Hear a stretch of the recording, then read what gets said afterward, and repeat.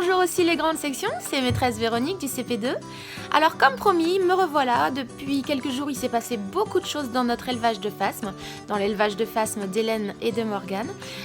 Donc je vais vous donner des petites nouvelles d'eux aujourd'hui. On a eu plein de surprises, des naissances, des choses un petit peu plus tristes aussi. Je vous raconte tout ça avec des photos et des vidéos.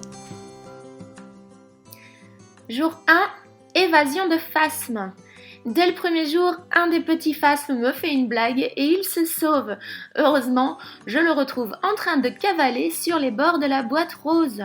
Ah là là, le petit malin, il m'a fait peur.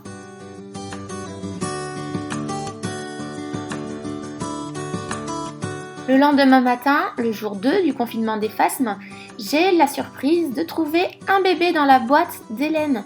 Il est très gros, il est tout noir. Hélène m'apprend que les phasmes qui naissent sont noirs pour ressembler à des araignées afin que les autres animaux ne s'attaquent pas à eux et ne les mangent pas. Ah là là, la nature est bien faite tout de même.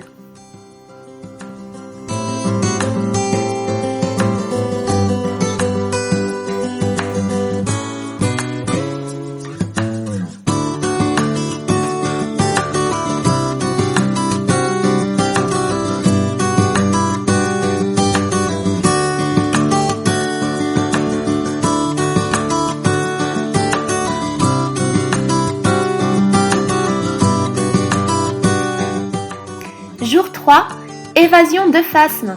Encore! Le bébé qui est né la veille a réussi à se faufiler sous le grillage. Alors c'est vrai que ce grillage il se décolle un petit peu des bords de la boîte par endroits, il va falloir que je le répare. En tout cas on a eu très peur parce que j'ai cru qu'on l'avait peut-être écrasé. Mais non, il s'était caché dans la bibliothèque. Moi je crois qu'il s'ennuyait un petit peu, qu'il avait envie de lire un livre. Mais ce qu'il n'a pas compris ce petit phasme, c'est que pendant le confinement, on reste chez soi. Donc je l'ai remis dans sa boîte et depuis il est resté bien tranquille à la maison.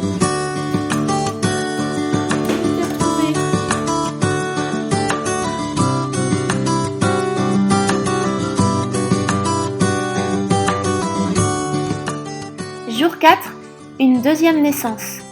Ce matin c'est dans la boîte de Morgane que je trouve un bébé phasme qui vient de sortir de sa petite coquille. Mais il a l'air un petit peu fragile et il ne bouge pas beaucoup.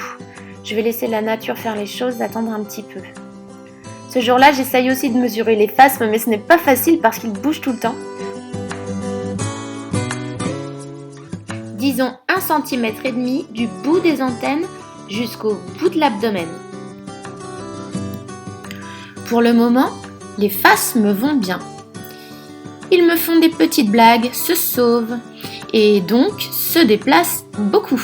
J'ai l'impression qu'ils grandissent, alors je vais continuer de les mesurer de temps en temps. Voilà pour aujourd'hui les CP. Comme d'habitude, prenez bien soin de vous. Restez à la maison. Toutes les maîtresses vous disent à bientôt.